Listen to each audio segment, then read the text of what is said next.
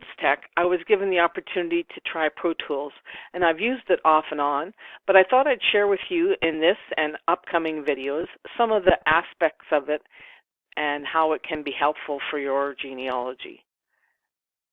I hope you enjoy.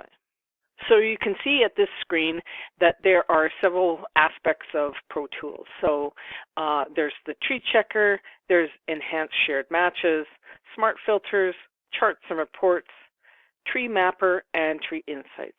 Today we're going to look at smart filters. So we're going to click that, and it takes us into my screen, and it shows at the top that I have a 8.9 rating for my tree.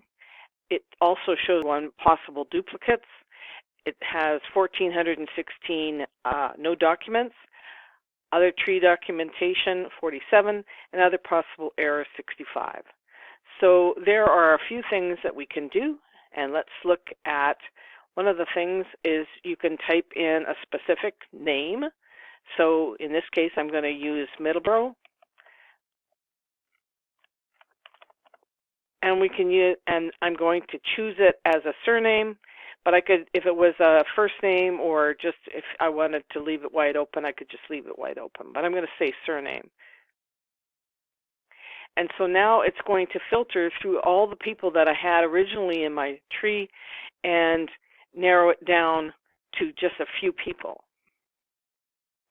Now you can see there's a few Middleboroughs in here, but perhaps I want to filter it even more.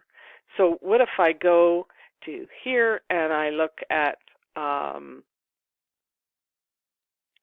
family lines and I pick direct line ancestors. So now it's going to filter it even more. So now it's giving me all of the people that I have in my list that are direct line ancestors that are Middleboroughs.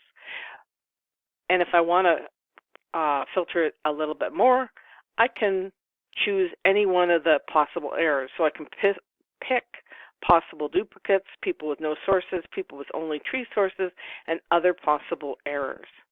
If I choose possible duplicates, it filters that out, and it shows me that there are no direct line ancestors that have possible duplicates.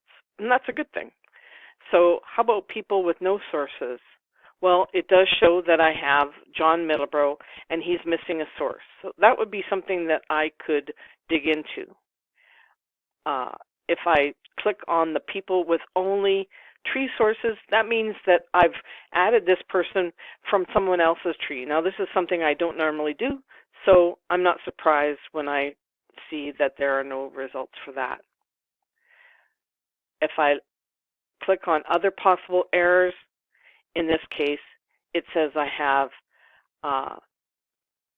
no results for that. So let's see if we can find something that has some results. So this time we're going to filter by another surname, and it's Anado, and that is my great-grandmother's surname on my mother's side of the family. And you'll see I get quite a few of those. This time we're not going to filter by direct line because I think that was kind of covered in the last search. So now we're going to look for possible errors, and we're going to look at possible duplicates. And it says I don't have any results. People with no sources. This time I have two Harriet, Anne, and Francis. So when you click on that and look at the errors, then this is what it will give you. Click that little I, and it opens up the box, and it says that Francis Anado has no records or other sources attached to them. So I have this person that I've attached to my tree, but I really don't have any records for her. You can see that there are some hints, so then that's something that I would look further to find more information about her. Now we're back looking at the Anado list, and I'm going to look at other possible errors. Now again, this is Harriet Anado, and if I click on the other possible errors, it opens up Harriet, but it also opens up what the problem is.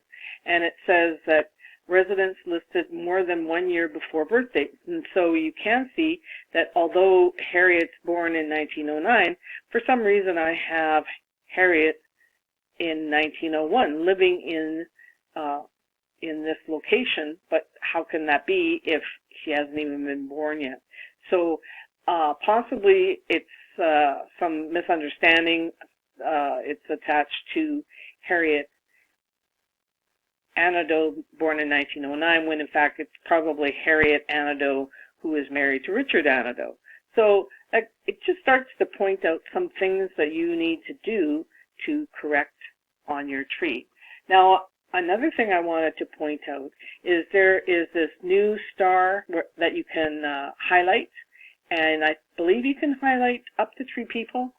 And so you can prioritize this person as a person that you want the system to provide more information about. And so it might be something that you want to consider doing to some of the people in your tree. I primarily put it on some of my brick wall people. In case you're wondering, ProTools is a paid subscription. It's in addition to your regular subscription. How it can be used is that you can subscribe for 1 month and, you know, really tidy up your tree, or several months and then cancel it, or you can subscribe for a year. So something to consider, and you'll find that information on the right-hand side of your home panel, and it has the ProTools shortcut. There you can click the More ProTools, and then that takes you to that first screen that we looked at the very beginning of this video. Some of the things that you find when you're doing the smart filters are things that you can actually find from this one screen as well. So the tree checker and things like that. So anyways, I hope you found this helpful. I'm going to be doing other videos about some of the other features on the ProTools.